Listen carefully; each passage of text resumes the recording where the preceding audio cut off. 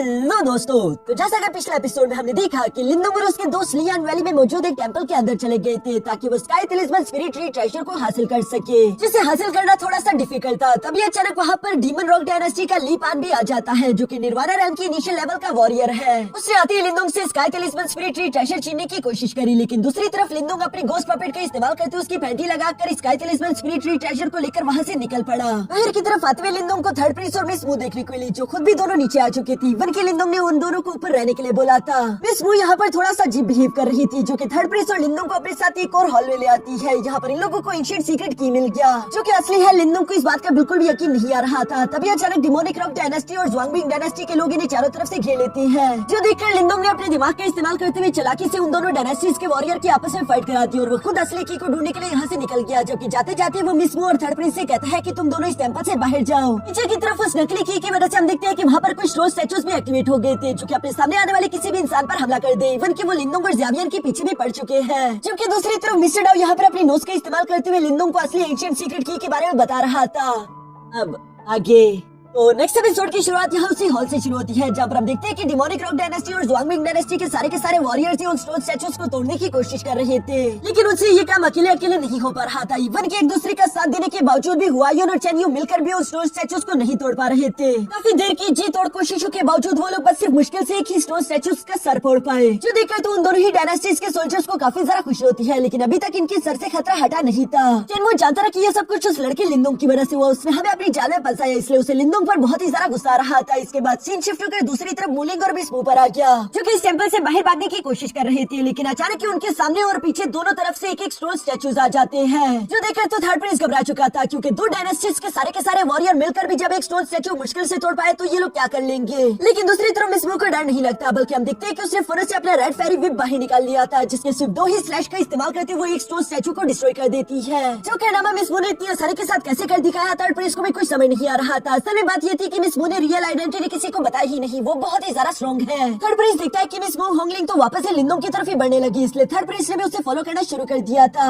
इसके बाद scene shift होकर दूसरी तरफ यहाँ लिंदोंग पर आ जाता है, जो कि ज़्यावियर और मिस्टर डाउ के साथ रियल एंशिएंट सीक्रेट की तरफ बढ़ रहा था, जो कि यहाँ एक स्टोन स्टैचू के अंदर मौजूद है। लेकिन उस एंशिएंट सीक्रेट की को गार्ड करने के लिए यहाँ पर कुछ स्टोन स्टैचूज भी खड़े थे, जो कि अपने अटैक्स को रेडी करते फौरन से ज़्यावियर और लिंदोंग पर चलने लगे। और चूंकि लिंदोंग उन स्टोन स्टैचूज का मुकाबला नहीं कर सकता था, इसलिए हम देखते हैं कि वो इनसे फाइट ना करने का फैसला करते फौरन इनके ऊपर से जंप लगा देता है। जहाँ हमामी लिंदोंग ने अपनी यिन यांग एनर्जी कंबाइन करते हुए अचानक से उस मेन स्टोन स्टैचू में डालना शुरू कर दी, जिस वजह से तो मेन स्टोन स्टैचू ब्लास्ट कर गया। और उसके ब्लास्ट करते हम देखते हैं कि बाकी के सारे स्टोन स्टैचू भी उस एनर्जी की वजह से फ्रीज हो गए, जो देखकर तो डिमोनिक रॉक डायनेस्टी और ज़्वांगबिंग डायनेस्टी के सोल्जर्स को भी कुछ समझ नहीं आ रहा था कि आखिर अचानक ये सब क्या हो गया। पर चेनमो समझदार है, उसे यकीन हो गया था कि जरूर उस लड़के लिंदोंग को असली एंशिएंट सीक्रेट की मिल चुकी होगी, इसलिए वो फौरन से लिंदोंग की तरफ बढ़ने लगा। और उसका शक बिल्कुल सही निकला। लिंदोंग ने चूंकि मेन स्टोन स्टैचू को डिस्ट्रॉय कर दिया था, तो उसके सामने असली एंशिएंट सीक्रेट की बाहर आ चुकी थी। इससे पहले कि लिंदोंग आगे बढ़कर उस असली एंशिएंट सीक्रेट की को पकड़ पाता, तभी अचानक पीछे से मिस्टर डाउ लिंदोंग को आवाज देते हुए कहते हैं कि लिंदोंग जरा बचकर। जो सुनकर लिंदोंग पीछे पलटकर देखते हैं कि अचानक एक स्टोन अटैक तीसी के साथ उसी की तरफ बढ़ रहा था। ये देखकर वो फौरन अपने बोन स्फीयर को निकालते उस अटैक को साइड पर डिफ्लेक्ट कर चुका। सिर्फ यही नहीं, बल्कि उसकी तरफ कुछ मल्टीपल आइस नीडल अटैक भी आ रहे थे, जिन्हें लिंदोंग अपने बोन स्फीयर को तीसी के साथ गोल गोल घुमाते हुए ब्लॉक कर लेता है। और वो देखता है कि ये अटैक किसी और ने नहीं, बल्कि डीमन रॉक डायनेस्टी के चेनमू और ज़्वांगबिंग डायनेस्टी के हुआयुन ने किया था,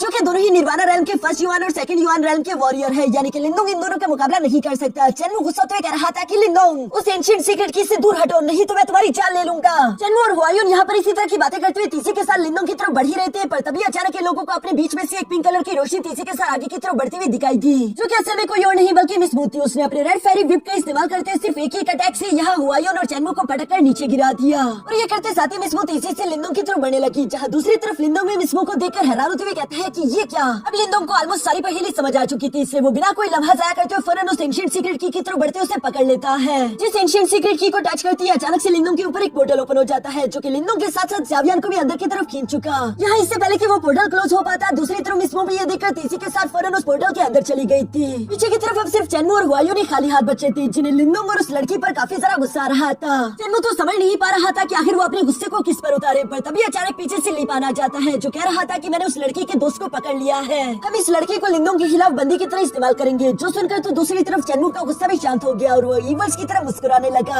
यहाँ इसके बाद सीन शिफ्ट होकर दूसरी तरफ लिंदोंग और ज़्यावियन पर आ जाता है, जो कि दोनों ही उस पोर्टल की वजह से टेलीपोर्ट होकर एक इंडिपेंडेंट स्पेस में आ चुके थे। जिस जगह में आने के बाद लिंदोंग चारों तरफ हैरानगी के साथ देख रहा था, अचानक से उसे अपने सामने एक स्केलेटन बॉडी दिखाई दी, जिसके हाथों में वही एंशिएंट सीक्रेट की भी मौजूद है। लिंदोंग को समझ आ गया कि यकीनन यही वो पावरफुल कल्टिवेटर है जो कि इस एंशिएंट सीक्रेट की का असली ओनर था। मरने के बाद उसका ये टेंपल यही खाली छूट गया। जो सब अभी लिंदोंग सोच रहा था कि तभी अचानक उसके पीछे मिस मूवी उसी पोर्टल का इस्तेमाल करते हुए यहाँ पर पहुँच गई थी, जो कि यहाँ पर आते हुए चारों तरफ देखते हुए लिंदोंग से कहती है कि भला किसने सोचा होगा कि असली एंशिएंट सीक्रेट की यहाँ पर मौजूद होगी। लिंदोंग उसकी ये बात सुनकर फौरन अपने बॉल स्फीयर को निकालते हुए यहाँ मिस मू से फाइट करने के लिए तैयार हो जाता है। दूसरी तरफ ज़ावियन भी मिस मू पर गुस्से से गुर्राने लगा था। ये देखकर मिस मू यहाँ लिंदोंग से कहती है कि आखिर तुम इस तरह मुझे गुस्से से क्यों देख रहे हो? अगर तुम मुझे इस तरह से देखोगे फिर तो मेरा दिल ही टूट जाएगा। जिस पर लिंदोंग कहता है कि मुझे अब तुम्हारा मकसद समझ आ चुका है। तुमने मेरे साथ दोस्ती सिर्फ इसीलिए बढ़ाई क्योंकि तुम एंशिएंट सीक्रेट की को हासिल करने के लिए मेरा इस्तेमाल करना चाहती थी। क्या ये बात सच है? जिस पर मिस मू मुस्कुराते हुए कहती है कि मिस्टर लिंदोंग को तो मेरा सारा के सारा प्लान मालूम हो गया। मैं जानती नहीं कि तुम हमेशा से एक समझदार इंसान थे। जो सुनकर लिंदोंग दोबारा उससे सवाल करते हुए पूछता है कि अभी मैंने तुम्हारी असली स्ट्रेंथ देखी। अगर तुम इतनी ही ज्यादा ताकतवर हो तो तुमने आखिर मेरा इस्तेमाल क्यों किया? तुम चाहती तो तुम अकेले भी ये एंशिएंट सीक्रेट की हासिल कर सकती थी। जो सुनकर दूसरी तरफ मिस मू लिंदोंग को जवाब देते हुए कहती है कि जब मैंने तुम्हें पहली दफा सन सिटी में देखा था तभी मैं समझ चुकी थी कि तुम एक एक्स्ट्रा ऑर्डिनरी इंसान हो। इवन कि मेरे दिल में तुम्हारे लिए कुछ फीलिंग्स आने लगी, जिन फीलिंग्स की वजह से मैंने तुम्हें इस लियान वैली में मौजूद इस टेंपल के बारे में बताया था कि तुम भी यहाँ पर आकर ट्रेजर्स हासिल कर सको। जो सुनकर दूसरी तरफ लिंदोंग जवाब देते हुए कहता है कि तुमने जानबूझकर अपनी कल्टिवेशन मुझसे छुपाई और साथ ही साथ मुझे मुश्किल में डाला। मुझे लगता है कि तुम भरोसे के काबिल नहीं हो। जरूर इसके अलावा भी कोई वजह होगी जो कि तुम मुझे नहीं बताना चाहती। और लिंदोंग की ये बात बिल्कुल सच निकली। मिस मू लिंदोंग की ये सारी बातें सुनकर गुस्सा होते हुए कहती है कि तुम कुछ ज्यादा ही बातें करते हो, मुझे तुम्हारी और ज्यादा बकवास नहीं सुननी। जो कहती है वो अपनी रेड फेरी विप का इस्तेमाल करते हुए एंशिएंट सीक्रेट की को पकड़ने ही वाली थी, लेकिन दूसरी तरफ लिंदोंग अपने बॉल स्फीयर के स्लैश का इस्तेमाल करते हुए उसे ऐसा करने नहीं देता। जो देखकर तो मिस मू सरप्राइज हो गई थी। दूसरी तरफ लिंदोंग भी उसे जवाब देते हुए बताता है कि मुझे माफ कर देना, लेकिन अब ये एंशिएंट सीक्रेट की मैं तुम्हें लेने नहीं देने वाला।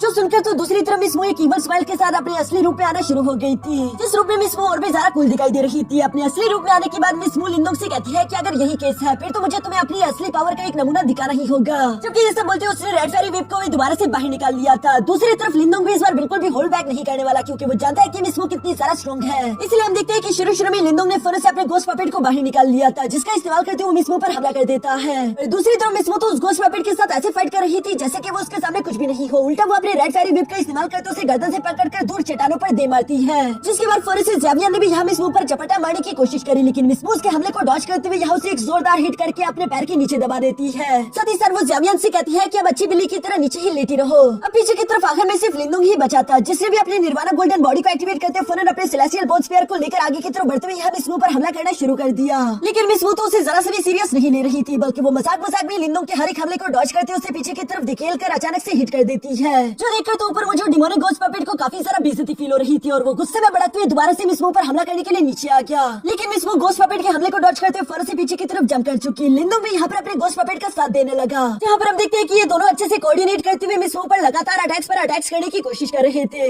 इवन की गोस्ट पपेट और लिंदोंग दोनों ही कई सारा पावरफुल है, पर इसके बावजूद भी मिस मू के सामने इन दोनों का कोई मुकाबला नहीं था। वो तो हंसते खेलते इन दोनों के हर एक अटैक को ब्लॉक करते हुए पीछे की तरफ हटा रही थी। अचानक से हम देखते हैं कि मिस मू हवा में जंप कर देती है, जहाँ उसने अपनी रेड फेरी विप की एक बाइंडिंग टेक्निक का इस्तेमाल करना शुरू कर दिया। इस बाइंडिंग टेक्निक की वजह से हम देखते हैं कि गोस्ट पपेट तो उसमें फंस गया, लेकिन लिंदोंग पहले इस चाल को प्रेडिक्ट करते हुए तीसरी के साथ जंप करते हुए उस अटैक से बच गया। हम देखते हैं कि साथ ही साथ उसने पीछे की तरफ हटते हुए अपने सेलेस्टियल हेवनली पाम अटैक को रेडी करना शुरू कर दिया, जिसके एक्टिवेशन से पहले ही दूसरी तरफ मिस मू अचानक से गायब होकर लिंदोंग के पीछे आ जाती है और उसने भी दोबारा से बाइंडिंग टेक्निक का इस्तेमाल करते हुए लिंदोंग को जकड़ लिया था। साथ ही साथ वो लिंदोंग से बहुत ही प्यार से कह रही थी कि मैं पहले ही तुम्हारी इस मार्शल आर्ट टेक्निक की पावर देख चुकी हूँ, जिसे फेस करने का मुझे कोई शौक नहीं। अब मेरी जान तुम कुछ देर तक इन चेन्स में यूं ही जकड़े रहो, तब तक मैं जाकर वो एंशिएंट सीक्रेट की लेकर आती हूँ। जो कहती है मिस मू धीरे धीरे से उस एंशिएंट सीक्रेट की तरफ बढ़ने लगी। दूसरी तरफ लिंदोंग उन चेन से खुद को आजाद करवाना चाहता था, लेकिन ये एनर्जी चेन्स काफी सारा पावरफुल थे, जिन्हें थोड़ा तो लगभग नामुमकिन था। इसलिए हम देखते हैं कि लिंदोंग के दिमाग में एक जबरदस्त आइडिया आया। वो फौरन अपने एंसेस्ट्रल सील की डिवोरिंग ब्लैक होल पावर का इस्तेमाल करते हुए उसकी एनर्जी अब्सॉर्ब करने की कोशिश करता है। दूसरी तरफ मिस मू जो कि इन सब बातों से अनजान थी, वो धीरे धीरे से अभी भी एंशिएंट सीक्रेट की तरफ बढ़ रही है, पर तभी अचानक उसे पीछे की तरफ कुछ एनर्जी का एहसास हुआ और वो जैसे पीछे पलटकर देखने लगी तब तक काफी देर हो चुकी थी। लिंदोंग ने खुद को आजाद करा लिया था। साथ ही साथ वो अपने purple shadow 9 clone technique technique का इस्तेमाल करते हुए कई सारे क्लोज बनाते हुए तीसरे के साथ यहाँ मिस मू से भी आगे निकल गया, जो देखकर मिस मू इससे पहले कि अपनी रेड फेरी विप को बाहर निकाल पाती तब तक लिंदोंग ने तीसरे के साथ आगे की तरफ बढ़ते हुए एंशिएंट सीक्रेट की को पकड़ते हुए फौरन से यहाँ मिस मू के पीछे एक पोर्टल ओपन कर दिया, जिस पोर्टल का प्रेशर यहाँ मिस मू को अंदर की तरफ खींचना शुरू कर देता है। वो लिंदोंग से कहती है कि प्लीज रुक जाओ, लेकिन दूसरी तरफ लिंदोंग मुस्कुराते उसे कह रहा था कि टाटा बाय बाय। और इसी तरह आखिरकार लिंदोंग ने समझदारी का मुजाहरा करते हुए मिस मू को यहाँ से दूर भेज दिया, क्योंकि वो जानता था कि वो मिस मू का मुकाबला नहीं कर सकता। जो सब देखकर मिस्टर डाउ भी फौरन से लिंदोंग के पास आकर कहता है कि वाह बे मेरी चीते, तूने तो कमाल कर दिया। ये आइडिया तेरे दिमाग में इतनी जल्दी आया कहाँ से कि तुम एंशिएंट सीक्रेट की के टेलीपोर्टेशन पोर्टल का इस्तेमाल करते हुए इस औरत को यहाँ से दूर भेज दो। जिस पर लिंदोंग जवाब देते हुए कहता है कि वैसे मैंने भी ये सब इतना ज्यादा सोचा नहीं था, बस फ्लो में ये सब कुछ हो गया। मिस्टर डाउ उसके ये जवाब सुनकर हंसते हुए कहता है फिर तो इसका मतलब कि तुम सिर्फ लकी हो और लकी होने की वजह से तुम आज बच पाए। जो सारी बातें सुनकर दूसरी तरफ लिंदोंग में फौरन से ज़्यावियन के पास जाकर उसके सर पर हाथ फेरते हुए कहता है कि ज़्यावियन क्या तुम ठीक हो? जिस पर ज़्यावियन हमें सर हिलाता है। ये सब देखकर लिंदोंग कहता है कि ठीक है, हम जिस चीज को लेने के लिए आए थे वो हमें मिल गई, तो चलो अब यहाँ से चलते हैं। जो सुनकर मिस्टर डाउ फौरन से लिंदोंग के पास आकर कहता है कि कहीं तुम पागल तो नहीं हो गए? शायद तुम भूल चुके हो कि वो खूंखार लड़की और साथ ही साथ डिमोनिक रॉक डायनेस्टी ज़ुआंगमिंग डायनेस्टी के सारे लोग तुम्हारे ही इंतजार कर रहे हैं। एक बार तुम यहाँ से बाहर निकल जाओ, उसके बाद वो तुम्हारी जान लेकर भी तुमसे ये एंशिएंट सीक्रेट की छीन लेंगे। मिस्टर डाउ लिंदोंग की ये बात सुनकर जवाब देते हुए कहता है कि यार तुम बिल्कुल ठीक बोल रहे हो, लेकिन मैं क्या करूँ, मेरा ब्रदर मुलिंग भी तो इस वक्त बाहर मौजूद है, पता नहीं वो वक्त रहते ही टेंपल से बाहर निकल भी पाया होगा या नहीं। जिस पर मिस्टर डाउ जवाब देते हुए कहता है कि ये बात ठीक है कि तुम अपने दोस्तों की फिक्र करते हो, लेकिन फिर भी जरा समझदारी से काम लो। अगर तुम्हें अपने दोस्त को बचाना भी है तब भी उससे पहले तुम्हें अपने कल्टीवेशन लेवल को इम्प्रूव करना होगा। और चूंकि इस इंडिपेंडेंट स्पेस में कोई भी यहाँ पर नहीं आ सकता, तो ये कल्टीवेशन और ट्रेनिंग करने के लिए तुम्हारे लिए बेहतरीन प्लेस है। मुझे लगता है कि तुम इस मौके का फायदा उठाकर अपने स्काई टलिस्मन स्पिरिट ट्री को रिफाइन कर सकते हो। जो सारी बातें सुनकर दूसरी तरफ लिंदोंग ने भी फौरन से अपने स्काई टलिस्मन स्पिरिट ट्री ट्रेजर को बाहर निकाल लिया था, और वो बताता है कि अगर मैंने इसे रिफाइन कर लिया तो क्या मैं प्रमोट होकर हेवनली स्टील मास्टर रेल में जा सकता हूँ। दोस्तों जैसा कि आप लोगों को मालूम है कि लिंदोंग दो तरह की कल्टीवेशन करता है, एक स्टील मास्टर बनने की कल्टीवेशन और एक है नॉर्मल कल्टीवेशन। चाहे नॉर्मल कल्टीवेशन में तो वो मैनिफेस्टेशन स्टेज के पीक लेवल का वॉरियर है, लेकिन दूसरी तरफ सील कल्टीवेशन में वो एक सोल सील मास्टर लेवल का वॉरियर है। और अगर लिंदोंग ने यहाँ पर स्काई टलिस्मन स्पिरिट ट्री की एनर्जी एब्सॉर्ब कर ली तो वो एक हेवनली सील मास्टर बन जाएगा, जो कि अगर एक बार लिंदोंग बन जाता है तो बाहर मौजूद चन्मो और हुआयुन यहाँ लिंदोंग का कुछ भी नहीं बिगाड़ पाएंगे। जो सारी बातें मिस्टर डाउ यहाँ पर लिंदोंग से कह रहा था, इसलिए लिंदोंग कल्टीवेशन करने के लिए एग्री हो गया। लेकिन दूसरी तरफ हम वहाँ पर मौजूद उसी स्केलेटन को देखते हैं जिसकी आंखें अचानक से चमकने लगी। इस बात से अनजान दूसरी तरफ लिंदोंग अपने स्काई टलिस्मन स्पिरिट ट्री ट्रेजर को अच्छे से रिफाइन करने लगा, जहाँ उस ट्रेजर की सारी एनर्जी लिंदोंग की बॉडी में एब्सॉर्ब हो रही थी। दूसरी तरफ ज़्यावियन तो पहले ही इंजर्ड होकर थका हुआ था,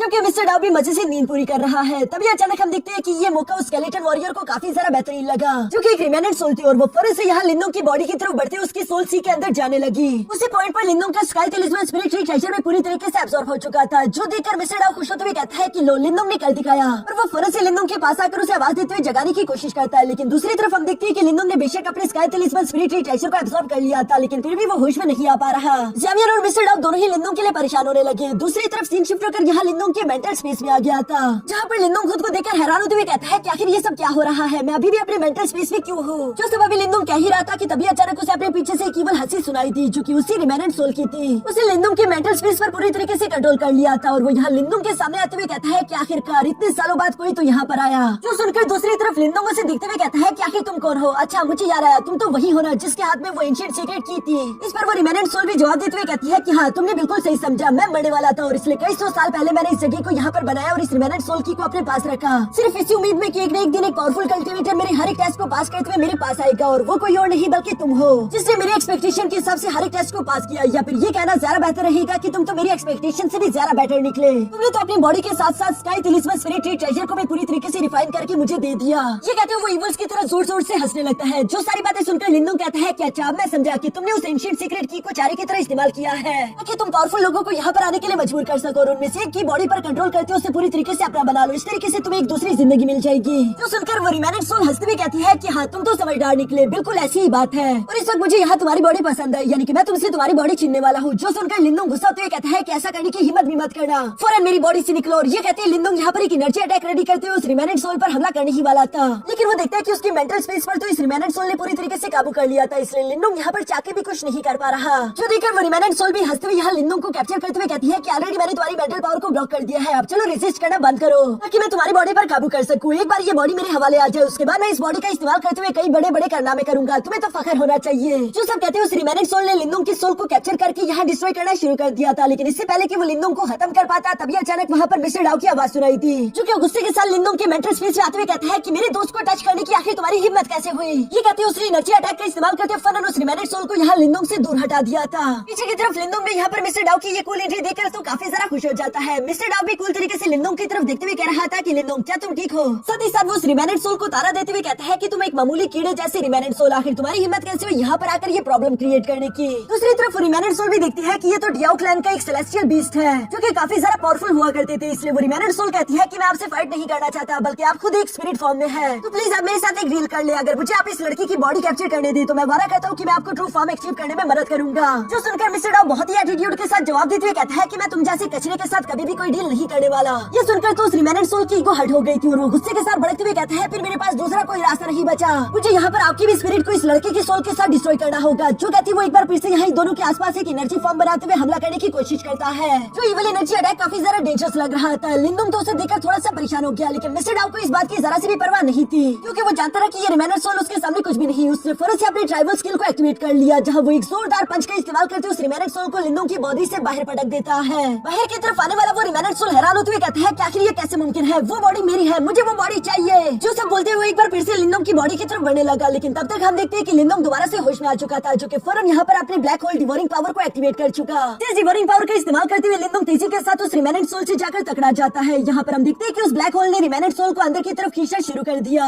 जो देखकर वो रिमेनेंट सोल भी सरप्राइज होते हुए कहती है कि आखिर ये किस तरह की वियर्ड पावर है, तुम लोग अजीब हो, मुझे यहाँ से जाने दो। और अब तक तो उसके लिए काफी ज्यादा देर हो चुकी थी। लिंदोंग ने उसकी सारी की सारी एनर्जी एब्सॉर्ब कर ली है, जिसकी वजह से हम देखते हैं कि यहाँ पर लिंदोंग का लेवल ब्रेक थ्रू हो गया। वो अब एक हेवनली स्टील मास्टर बन चुका है, जिसकी वजह से उसके माथे पर बना हुआ निशान भी चेंज हो गया। साथ ही साथ उस इविल सोल को एब्सॉर्ब करने की वजह से यहाँ लिंदोंग के पास कुछ न्यू एबिलिटीज भी आ चुकी थी। इन एबिलिटीज को लेकर लिंदोंग तो काफी ज्यादा खुश दिखाई दे रहा था। तभी अचानक मिस्टर डाउ लिंदोंग की बॉडी से बाहर आ गया, जहाँ वो लिंदोंग को एक हेवनली स्टील मास्टर बनने पर कांग्रेचुलेट बोलता है। दूसरी तरफ लिंदोंग थोड़ा सा उदास दिखाई दे रहा था। वो मिस्टर डाउ को बताता है कि ये तो अच्छा हुआ कि तुम वक्त रहती वहाँ पर आ गए, वरना पता नहीं वो रिमेनेंट सोल शायद मेरी पूरी की पूरी बॉडी को कैप्चर कर लेता। मैं तुम्हारा इसके लिए शुक्रिया अदा करना चाहता हूँ। जिस पर मिस्टर डाउ जवाब देते हुए कहता है कि मेरे होते हुए तुम्हें डरने की कोई जरूरत नहीं, मेरा काम ही है हमेशा तुम्हें प्रोटेक्ट करना, मेरे होते हुए तुम्हें कोई हाथ भी नहीं लगा पाएगा। ये सारी बातें सुनकर दूसरी तरफ लिंदोंग सवाल करते हुए कहता है कि वैसे मुझे एक बात समझ नहीं आई मिस्टर डाउ, जब तुम मुझे पहली दफा मिले थे तब तुम चाहते तो तुम मुझसे मेरी बॉडी छीन सकते थे ना, तो तुमने ये काम आखिर तब क्यों नहीं किया था। जिस पर मिस्टर डाउ जवाब देते हुए कहता है कि आखिर तुमने मुझे समझ कर क्या रखा है, मैं सेलेस्टियल डीमन डियाओ क्लैन का एक ऑर्थोडॉक्स मेंबर हूँ, मतलब मुझे तुम जैसे नॉर्मल इंसानों की कमजोर बॉडी में दिलचस्पी क्यों ही होगी। और वैसे मैं तुम्हें याद दिला दूं, तुमने मुझसे वादा करा था अगर मैं तुम्हारी मदद करता रहता हूँ तो तुम भी बदले में मुझे मेरी ट्रू बॉडी हासिल करने में मदद करोगे। जो सुनकर तो लिंदोंग ने भी हाँ में सर हिलाया। अब इसके बाद यहाँ से बाहर निकलने का समय आ चुका था, जिसके लिए लिंदोंग फौरन से एंशिएंट सीक्रेट की बाहर निकाल लेता है। दूसरी तरफ मिस्टर डाउ लिंदोंग को बताता है कि तुम्हें इस एंशिएंट सीक्रेट की का ख्याल रखना होगा, क्योंकि कई सारे हाई रैंकिंग डायनेस्टीज के पीछे पड़े होंगे, स्पेशली मिस मू।